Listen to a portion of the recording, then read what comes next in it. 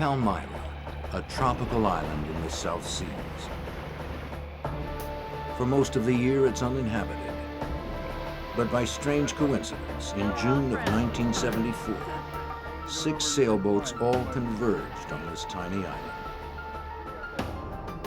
It should have been Shangri-La, but when bad blood developed, piracy took over, and the only law was the law of the jungle.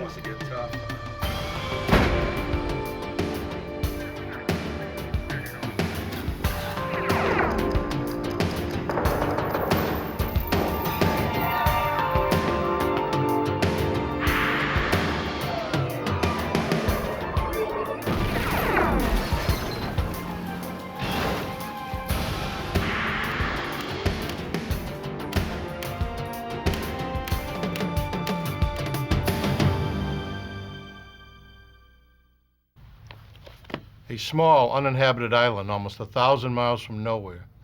It's hard to believe such a paradise really exists. For most sailors on the South Pacific, Palmyra is a stop on the way to somewhere else. But for a few, it's a destination of its own, a place to disappear from the world. That's just what happened to Mac and Muff Graham, although it wasn't their intention.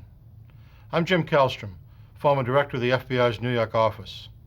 Crime on the high seas falls under the jurisdiction of the FBI. The disappearance of the Grahams and their yacht suggested trouble in paradise. The problem was, there was not a shred of evidence to prove it. Palmyra Atoll is a series of small islands in the South Pacific, formed by a coral reef which surrounds a lagoon. It is owned by the United States, and during World War II, it housed a U.S. Navy base. The remains of the deserted base are still on the island today. It is located approximately 1,000 miles from Hawaii and is a stopover point for sailors and yachtsmen on their way to Samoa. Oftentimes, large, beautiful sailboats can be seen at the broken-down docks in its lagoon. But on June 26, 1974, a small sailboat named the Iola made its way past the docks and into Palmyra's makeshift harbor. She had just completed a difficult 19-day journey from Hawaii, carrying a crew of 2. The boat was not suitable for the trip, and now limped into the lagoon, barely seaworthy. The ship's motor had frozen up about halfway to Palmyra. Before leaving Hawaii, the owners had repaired the Iola, which was a wooden boat, by covering it with a coat of fiberglass. The friction created by these 2 materials caused a crack to form in the hull. On the way to Palmyra, the Iola had begun to take on water. They had little money and very few provisions. Their plan was to live off the fruits of the island until later in the year. They had made a deal with some friends to bring supplies to the island, which they would exchange for a crop of marijuana they intended to grow.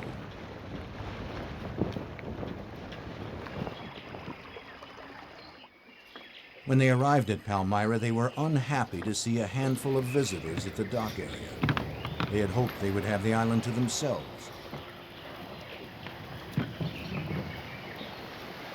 When they came ashore, they were greeted by a welcoming committee. It wasn't at all what they had expected. They introduced themselves as Stephanie Stearns and Roy Allen, even though the name Buck was tattooed on his right arm in plain view. What's your name, I'm saying? Roy Allen. Roy? Yeah. Roy, you got Buck on your the side there. When one of the yachtsmen commented on it, Stephanie claimed that Buck was his nickname. Something about Roy was different from the other yachters. He seemed rougher, perhaps even a little dangerous. Shortly after Roy and Stephanie arrived, another boat appeared in the channel, a beautiful 38-foot ketch called the Sea Wind. It wasn't long before the new arrivals made their way over to the dock.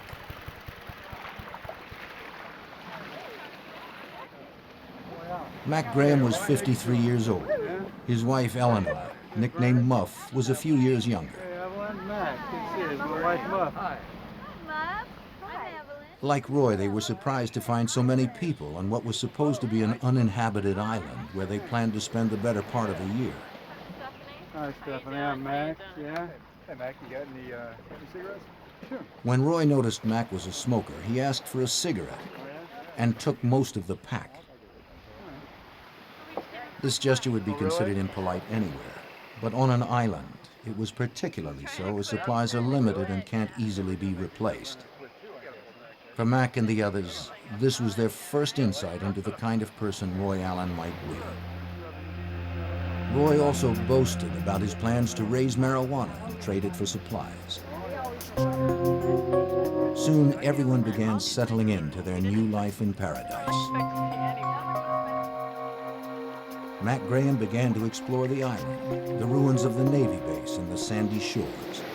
CQ, CQDX.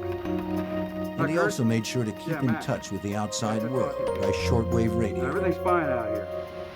At regularly scheduled times, Mac would contact his friend Kurt Shoemaker in Hawaii and tell him about his latest discoveries. Here's KH6IHG, Hawaii Island, calling and listening. He's just like, Tom Sawyer out in the, on the Mississippi or something. And so he would explain what he did each day. He'd go on excursions, just him, with his machete through the jungle and exploring all the things down there. For Roy and Stephanie, on the other hand, things weren't going quite as well. Roy found the island was not well suited for growing marijuana. Living aboard the Iola was difficult. The boat was small, damp, cluttered, and cramped. Their supplies were all but gone, and they began to barter their possessions with the owners of the other boats for food and supplies. To the Grahams and the others, Roy and Stephanie were a nuisance. They were not properly supplied to be out on the high seas this far from civilization. The other yachters had enough supplies for themselves with some extra for emergencies, but not enough to supply Roy and Stephanie. The Grahams were known for their hospitality. They had invited the other visitors to Palmyra aboard the Sea Wind. Others warned them not to allow Roy and Stephanie on their boat. But Mac wanted to make an attempt at being cordial. On July 5th, 2 weeks after the Grahams arrived, and long after everyone else on the island had already had the tour of the Sea Wind, Roy and Stephanie received an invitation to visit. They eagerly accepted. Oh, the Sea Wind was a real yacht. It was a beautiful-looking boat to begin with, and nice lines. And Mac had kept it in just perfect shape. It's gorgeous, huh? That's the Sea Wind was everything the Iola was not. It had a fully stocked larder, and it was equipped with every high-tech navigational device on the market. It had plenty of room, and the Sea Wind had sailed around the world. Stephanie commented on its size and human comforts. She was enchanted by the big bunk in the forward cabin. Roy remained sullen. When Roy began to find the cramped quarters and damp bedding of the Iola too confining, he decided to move into a makeshift tent on the beach. Stephanie would stay aboard the boat. By now, Roy and Stephanie had bartered most of their possessions with the other yachters for food and supplies. Other than trading or flat-out begging, they had little to do with the others. The situation was getting worse by the day. Most of the marijuana seedlings they had counted on for money had been eaten by insects. Although Palmyra has abundant natural resources, including fish, crabs, bird eggs, and coconuts, Roy had little knowledge of how to survive off the land. To catch fish, he would shoot them with his .22 caliber revolver.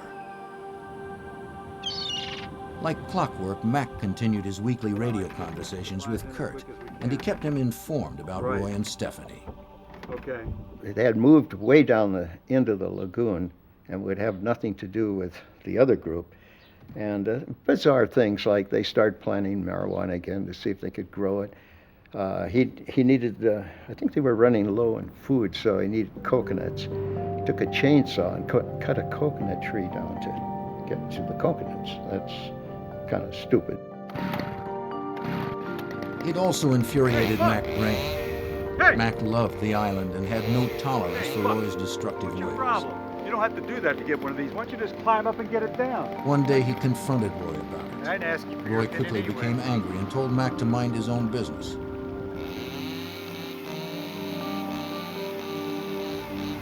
The hostility between them was building.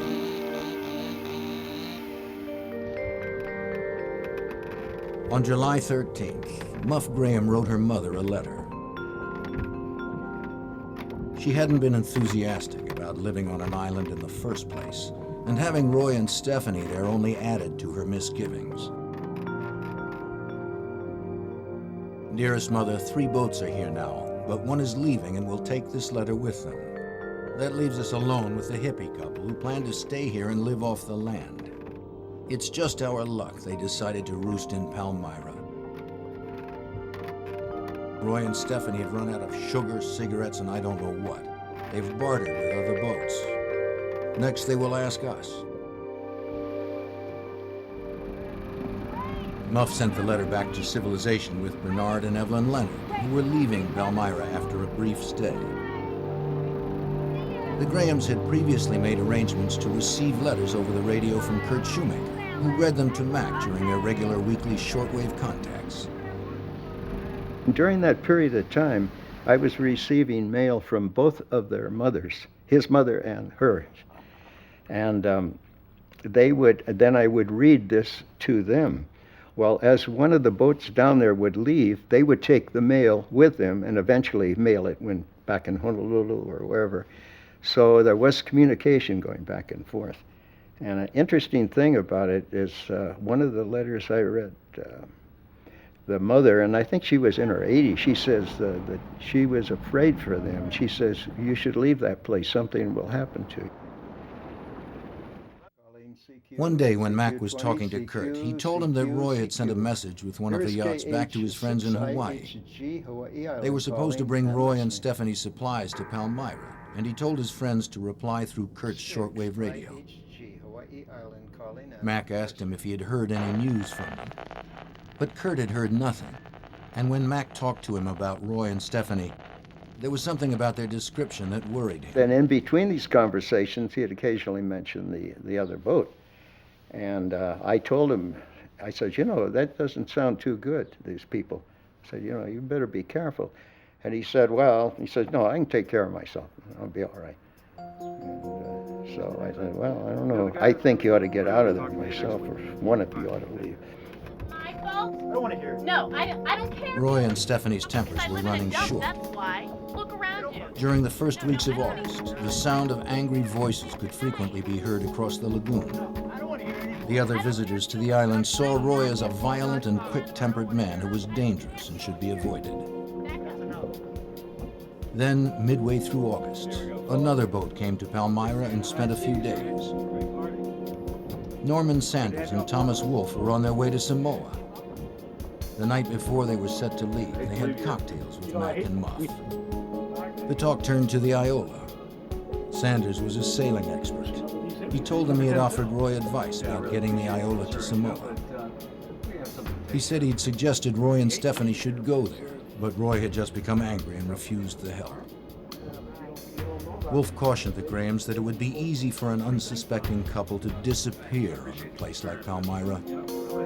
In response, Mac opened a drawer and pulled out a .357 Magnum. He assured the others that he could take care of himself. I'm tougher than he is, Mac said confidently. Wolfe and Sanders left Palmyra the next day. The group of people that were down there, the various boats, one by one, of course, were on their way somewhere, and they, one after another, left. Visitors had come and gone pretty regularly for the last 2 months, but with the departure of Wolfe and Sanders on August 17th, things changed. This was the end of the season when most sailors would be stopping by Palmyra. Mac and Muff Graham were alone on the island with Stephanie and Roy. On August 27th, Mac talked to Kurt Shoemaker. Roy and Stephanie and the Grahams had been alone on Palmyra for 10 days. The tension between Mac and Muff Graham and Roy and Stephanie had increased. Muff knew Roy had a gun and a chainsaw, and at one point he'd been seen with an acetylene torch. This scared her and she wanted off Palmyra, but Mac stubbornly didn't want to leave. The boats had moved to opposite sides of the lagoon and the couples pretty much ignored each other. But then, something unusual happened. Here is KH6IHG. I was talking to him, and while we're talking, he hears a female voice yelling, saying something, calling to him. And he says, "Oh, what's this company?" So he says, "Hang on a minute, I'll go topside and see." And he says, "I'll be darned. She's coming over in her dinghy, and she says she has a cake for him." And he says, "I guess they're going to declare a truce or something, huh?" That was the words he used. He says, "I better check this out carefully." I said, "Okay." So same schedule next week, same time. So I said, "Be careful now and see you later." That was it. 1 week later, Shoemaker was at his radio for their regularly scheduled conversation. For the first time since Mac and Muff had left Hawaii, there was no response from the sea wind. I was concerned about that, and I tried for quite a while, about 20 minutes to half an hour, trying to make contact. So the next contact was a couple of days later, and then I tried again. Nothing. And then for the next few weeks, I tried, intermittently from time to time. And then it was at that point that I decided something happened. Unable to convince the authorities that something had gone wrong on Palmyra, Shoemaker had a friend fly over the island. The aerial survey seemed to confirm his worst fears. Palmyra was deserted. There were no boats in the harbor, no Iola, no sea wind, and there was no sign of life. Well, I had a feeling all that time that something had happened. The boat had been taken over. I was very strong feelings about that, simply because of all of the incidents that they related to me and he related, and I mean it just pointed to that one thing, but I couldn't convince anyone that that was a problem. Shoemaker did have one resource available to him, the radio. Having no idea where they had gone, he spread the word to yachtsmen in the Pacific to be on the lookout for the sea wind. But days, weeks, and then months passed with no word about the fate of Mac and Muff Graham or the sea wind. 2 months after the last communication with the Grahams, Bernard and Evelyn Leonard, who had been given the last written message from the Grahams, were at the Alawai Yacht Harbor in Hawaii. Bernard noticed a 38-foot ketch with very distinctive lines. Yes, it is. Yes, it is. Well, then it had to It had been repainted, but Bernard was certain it was the sea wind.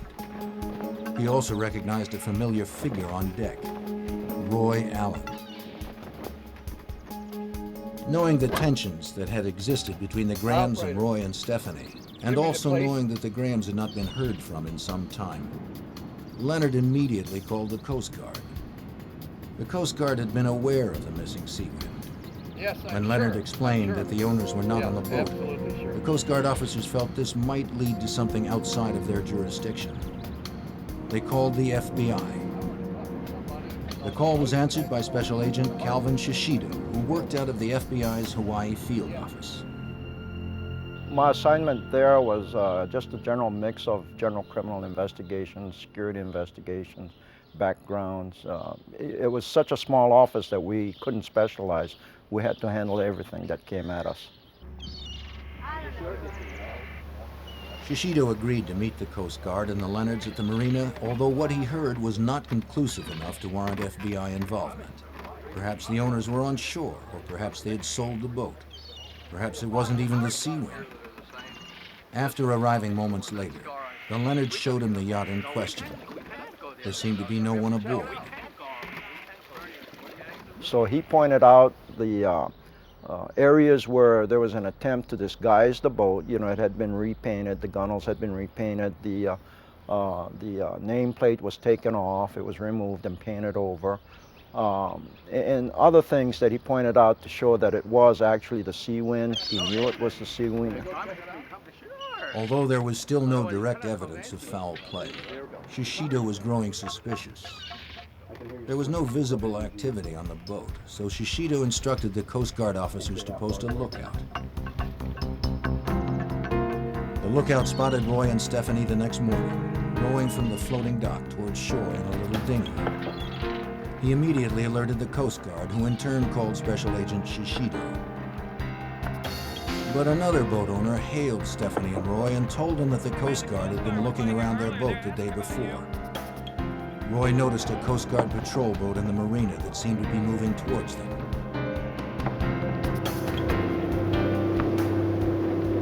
Roy quickly changed direction and headed for the nearest dock.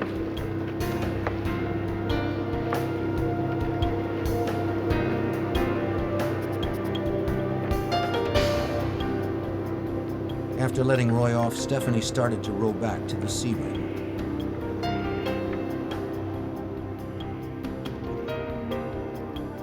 Two plainclothes policemen were approaching Roy when he spotted them. Without hesitating, he turned and dove off the end of the dock and began to swim away. The officers found a wallet on the dock. And in it was the identification of this Roy Allen, and it had a photograph.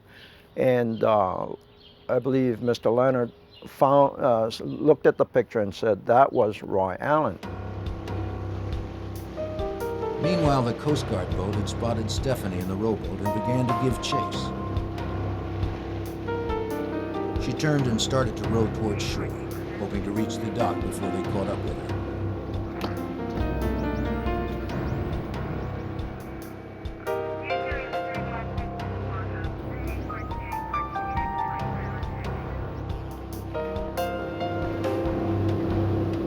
When she reached the dock, she jumped out and began to run, but there was nowhere for her to go.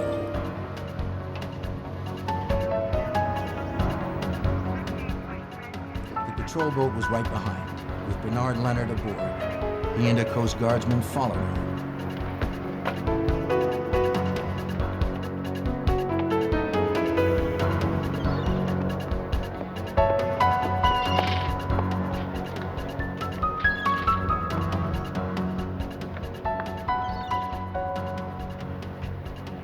They saw her dart into a hotel stairwell.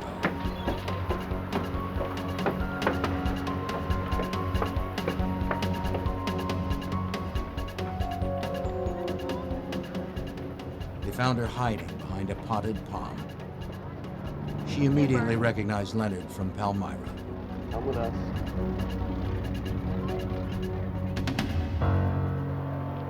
As the Coast Guard officer took her into custody, one question was foremost on Leonard's mind. What had happened to the Grahams? Stephanie Stearns was taken to the Coast Guard offices for questioning. On the way there, Bernard Leonard and Stephanie found themselves alone in the rowboat.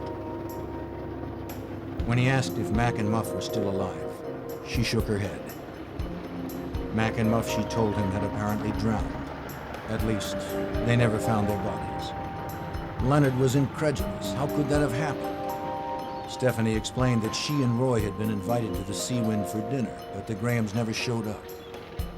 The next morning, she and Roy found the Grahams' overturned inflatable Zodiac boat washed up on shore in the shark-infested lagoon. After searching fruitlessly for the bodies, they decided to take their own boat back to Hawaii, but it got hung up on the reef. So they went back and took the abandoned Sea Wind. Leonard listened to Stephanie, but he didn't believe her story.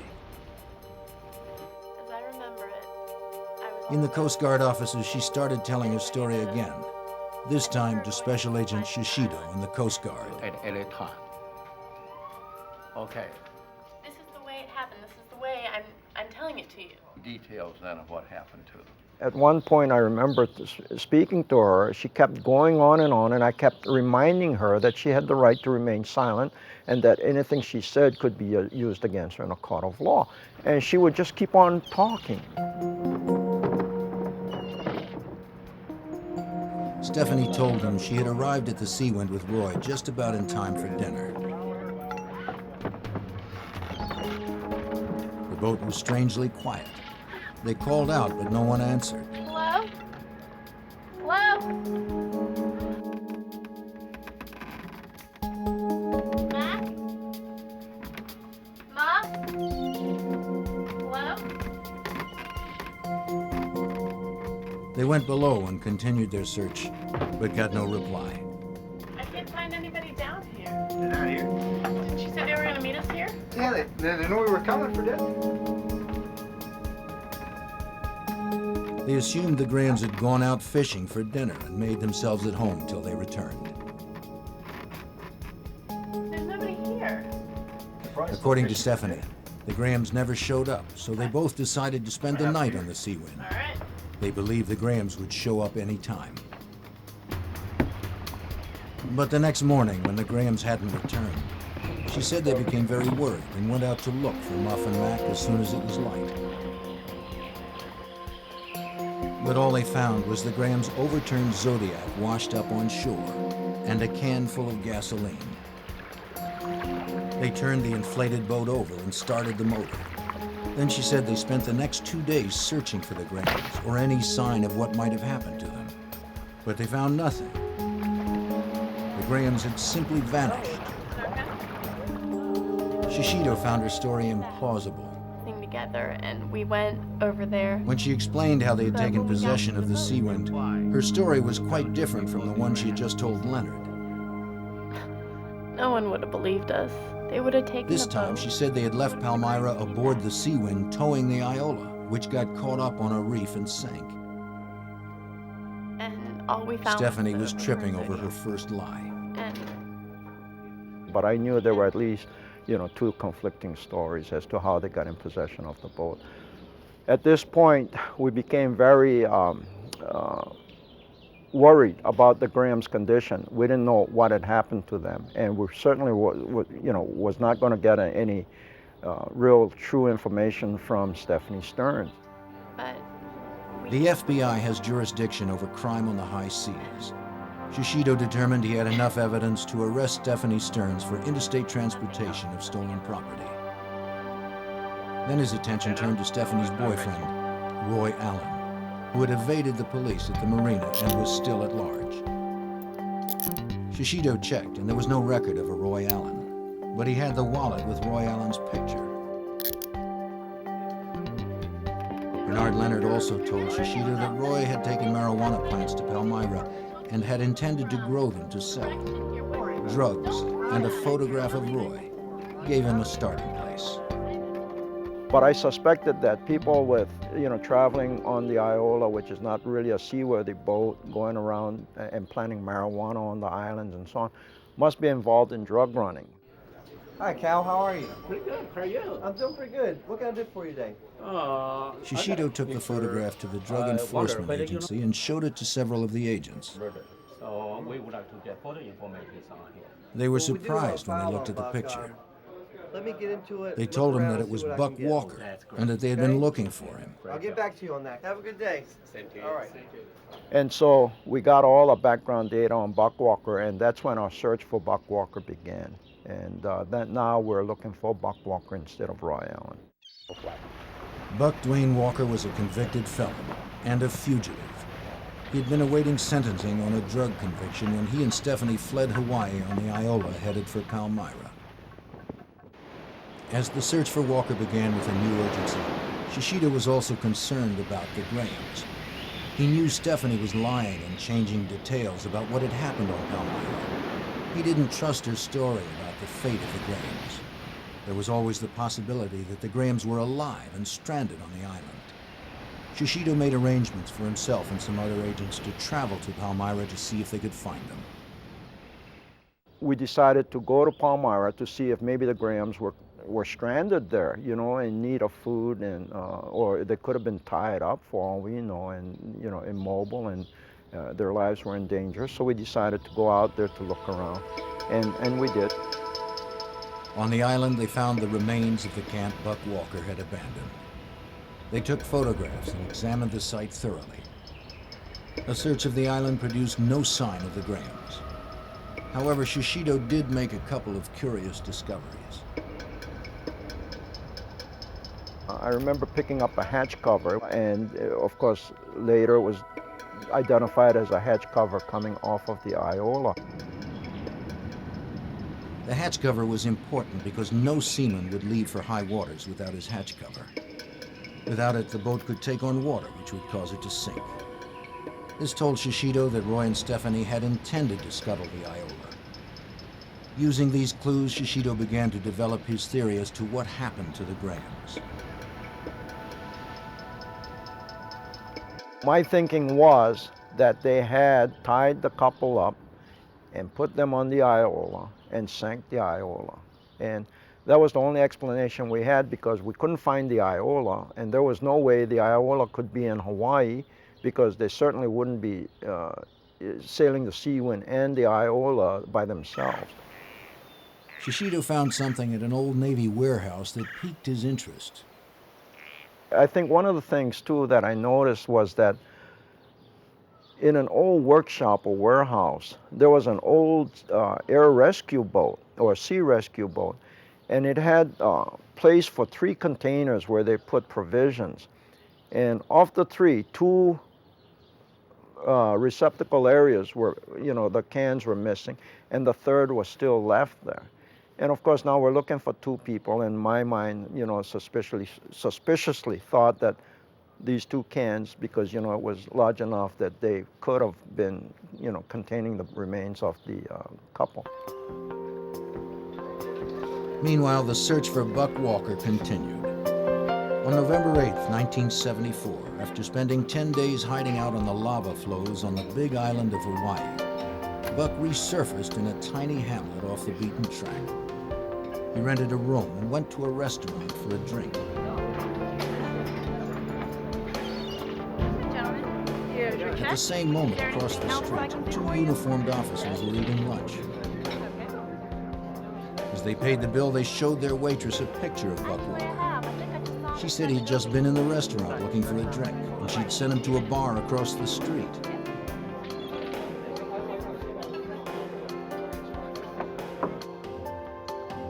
The officers spotted him and contacted the F.B.I. Buck was arrested on the fugitive charge. He was read his rights and handcuffed without a struggle. FBI, you're under arrest. Put your Under hands on questioning, Buck revealed nothing that could help the investigation. He answered questions with a frank yes or no, or with stone silence. The investigators couldn't find even the slightest piece of information that could help them find the Grahams. Right arm.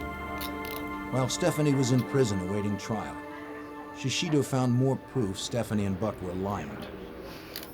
While she was at prison, we found out that she had some photographs developed. So when the photographs were developed and brought back to prison, we seized the photographs and examined them. Among the photographs showed that the Seawind, or Stephanie Stearns, was on the Seawind taking a photograph of the Iola under full sail with Buck Walker on board the Iola. So we knew that at one point Stephanie was on the Seawind and Buck Walker by himself on the Iola. This was different than the stories both Buck and Stephanie told officials. Shishido was convinced that the Grahams had been murdered. But without any bodies and no hard evidence, the U.S. attorney assigned to prosecute the case did not believe they could make a homicide charge stand up in court. We could, but it's strictly circumstantial, and we might not win the case. And if we lose the case, and later, years later, if the bodies should pop up and we get some real good evidence as to murder on the part of the Buck Walker and Stephanie Stearns, he said we couldn't try them again. So I thought, well, that makes a lot of sense. Buck Walker and Stephanie Stearns were charged with interstate transportation of stolen property. It was an open and shut case. Buck and Stephanie had been caught with possession of the Seawind in Hawaii and had made numerous attempts to change its appearance. Buck had registered it under his name as a homemade boat. Buck and Stephanie were both found guilty. Buck Walker received 10 years for his previous drug conviction and 5 years for theft of the Seawind. Stephanie Stearns received 2 years for her role in the boat theft. But Shishido was still convinced the couple had killed Mac and Muff Graham, and that somewhere on or around Palmyra was the evidence to prove it. He could only hope that someday it might surface, and then he could charge Buck and Stephanie with murder. On January 21st, 1981, a young South African couple, Robert and Sharon Jordan, were visiting Palmyra. Almost 7 years had passed since Mac and Muff Graham disappeared. That afternoon, Sharon went for a walk down the beach and made a startling discovery.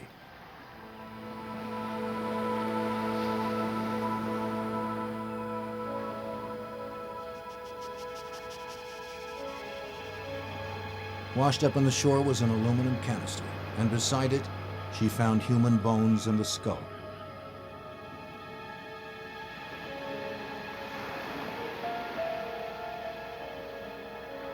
Around one of the bones was a wristwatch. She had heard the story of Mac and Muff Graham and immediately contacted the Coast Guard. Cal Shishido was catching up on paperwork when he overheard part of a phone conversation. Human bones? Palmyra? First he heard the words human bones, and then Palmyra. Where's Palmyra? The agent was new and had never heard of the case. Shishido was on his feet immediately. Who was on the phone, he asked. The agent told him it was the Coast Guard. Shishido quickly took the phone and told the Coast Guard to ask the couple who had discovered the bones to stay on the island and wait for them. When I first heard that, of course, I was really excited because I thought, whoa, somebody found some bones on Palmyra, and it had to be the Grahams, and I thought, this is it. Shishido and a team of investigators flew to Palmyra to examine the new findings. If the bones Sharon Jordan found belonged to either one of the Grahams, the FBI might be able to establish the cause of death.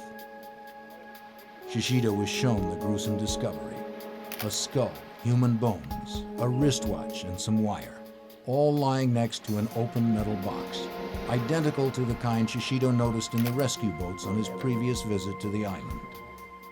He speculated that the wire had been wrapped around the case and had somehow come loose. Then when the case came ashore, it had opened and the bones had spilled out.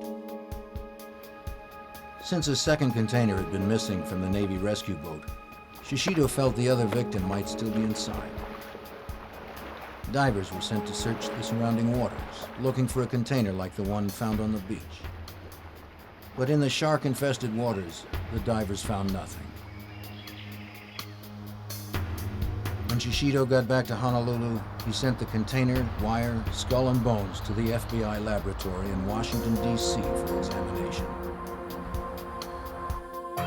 The skull belonged to a Caucasian woman in her late 40s or early 50s. Dental records showed that it was Muff Graham's. The skull also had signs of charring around the left eye socket and a hole in the left temple. The FBI concluded that the contour of the hole was consistent with a gunshot wound, but due to the age of the wound, could not say conclusively that it was caused by a bullet. The aluminum box was examined by the FBI Elemental Analysis Unit. They found evidence of charring on the outside of the box. Next, the FBI needed to determine if the skeleton had been in the box. They cut out a rectangular section and subjected it to a battery of tests.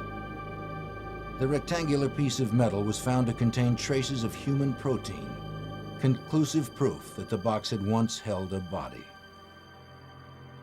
The FBI did a tremendous job as far as the container was concerned, because they came back with a report that indicated that there were human remains in the container, that the remains had been burned, and that while it was in flame, the container was in about 2 inches of water. And they found traces of human protein, human fabric in the container and everything, to indicate that a human body was disposed of in the container by flame. As Shishido had suspected, Muff Graham had not simply drowned, she had been murdered. The FBI now believed it had enough evidence to prosecute Buck and Stephanie for the murder of Muff Graham. Having served her jail term for the theft of the Seawind, Stephanie now had a white-collar job in California. She was arrested and taken into custody. Buck Walker was still serving time in prison, or so Shishido thought. When I sent our agents in the state of Washington a lead to put a detainer on Buck Walker, I found out that he was an escapee. And so I thought, oh no, not again. You know, are we going to have to do this search all over for him? We found that there was only one woman that had visited him, and that she had visited him the day before his escape. A trace was placed on the woman, which led them to her car, parked in a motel in Yuma, Nevada. The FBI was notified and set up a stakeout. When Buck and another man came out of the motel and approached the car, the FBI moved in. He was considered an armed and dangerous fugitive, wanted both for murder and jailbreak.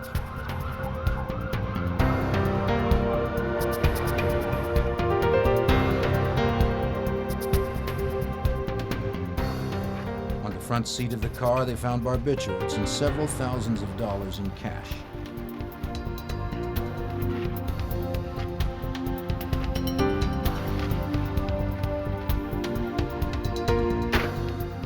Buck Walker was arrested and charged with the murder of Muff Graham. Stephanie Stearns was also arrested and charged with the same crime, though they would be tried separately. Because of the publicity the story had generated in Hawaii, the trials were moved to San Francisco. Both cases were assigned to federal prosecutor Elliot Inoki. The motive for the crime was never in doubt. The motive was they were without a seaworthy vessel. The only other couple on the island was leaving shortly.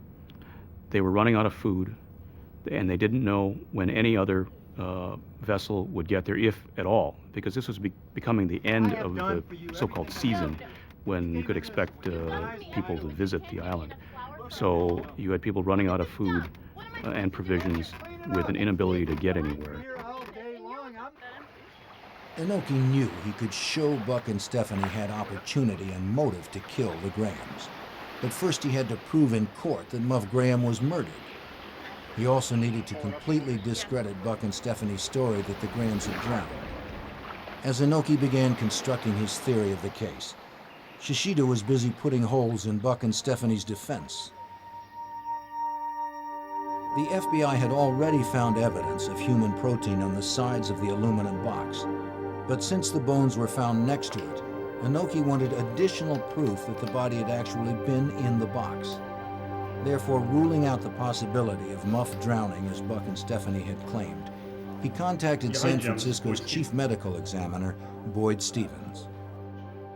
Finding the skeleton together is supportive that Miss Graham was in that box and therefore held together. It's not possible for me to really say that she couldn't have stayed together if she had been out of the box. However, the problems that would be required is that the skeleton has to stay together even after it's disarticulated. And that's an extremely strong argument that could not have occurred if she had died and just been laying on the lagoon bottom. The second is that the skeleton has to come ashore together, and that's just not really possible. Shishido also decided to test Buck and Stephanie's story that the Graham's dinghy, the Zodiac, had been found overturned. Of course, you know, later investigation showed that if the boat had capsized the way they said they found it, the outboard motor would have been inoperable because of the salt water going into the engine itself.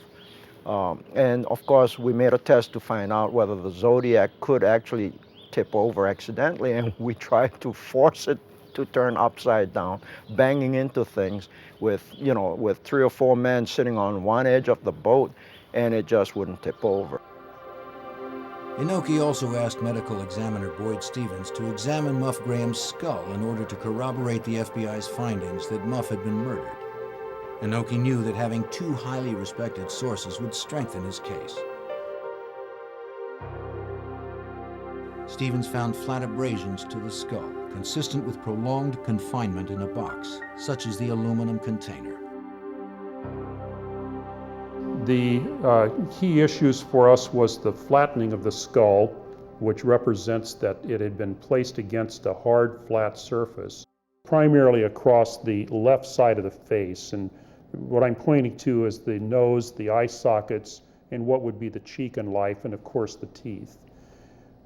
One of the things that was evident about the skull of Miss Graham is that this whole area about the face had been planed down so that it was a flat surface. And if you can imagine, if I take this skull and put it across a flat surface, and let's just say this table is coated with sandpaper, and I work it back and forth for a period of time, eventually I would shave it down till it was a flat surface. There was a second plane showing that the skull had changed position and again had been exposed to a flat surface with motion for a long period of time. We used that as an argument that the skull had been within the box and moving. If the body had been buried in the coral sand, then it would not be a change that we would expect to see. And coffin wear is not seen if somebody's buried in dirt or in coral. It's seen if they're in a hard surface container. There were minimal animal bite marks and insects on the skull, which were consistent with remains that had only been exposed to the surface life for a short period of time, presumably the time after the box had surfaced and opened. But what about the charring on the skull in the metal box? Did this show an attempt to destroy the body? One of the questions we had been asked is whether we could prove that the skull had been burned with an acetylene torch. People who were at Palmyra when Buck and Stephanie were there saw Buck with an acetylene torch. The F.B.I. believed this is what caused the burns to the skull. If Inoki could have Stevens corroborate this, he could further implicate Walker. If a person is exposed to a flame, there may be burning of the outer portions of the skin, but until the water is evaporated, the tissue can't burn. And it takes a heat period to boil the water off or evaporate it before the tissue can actually burn. Acetylene torches, of course, run fairly hot, and they would do that process fairly rapidly. The marks on the skull clearly showed the use of an extreme source of heat. Further evidence that Muff had been murdered. The forensic evidence overwhelmingly proved that Muff Graham had been murdered. A trial date was set. A trial involving people who live on the high seas presents some unique challenges. The FBI had to subpoena about 40 witnesses and then make sure they were in San Francisco at the time of the trial. Special Agent Hal Marshall was assigned to the case. I first became involved when I transferred to Honolulu in 1981 from Los Angeles. Witnesses were flying in from all over the world, literally. Sharon Jordan and her husband and 2 children came in twice from South Africa. And one of the hard situations was a lot of these people were boating people who did not keep in touch. Last we heard of some of them, they were in a bay in Hawaii in a boat with no fixed address. So it was a matter of getting them to San Francisco, sometime having to wait 2 or 3 days, sometime postponing it. Weather conditions and things like that that required us to be sure they were there when we needed them.